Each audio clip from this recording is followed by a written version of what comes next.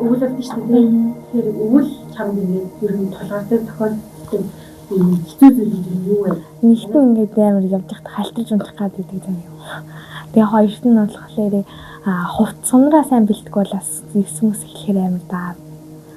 Гуравт нь тэгээд энэ тарах болцохоор тэгээд орой хичээлээ дараа хайрхад жоох.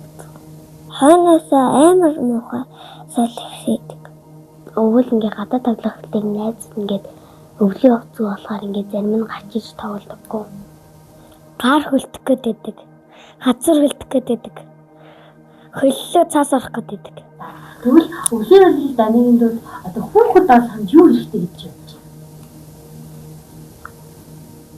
Өвлийн гутал тэгээд долоон өмд тэгээд хүүртэг тэгээд малгаараа бэлий.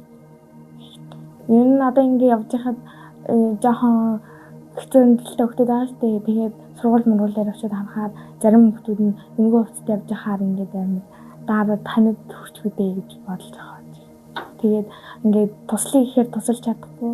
Тоглож байгаад засан бүрийг блэг хийж жагаад гар хөлдөх гэдэг шүү. Гутал цаас ороод тэгээд хөл хөлдөх гэдэг. Тэгээд гутал нь орчдөг.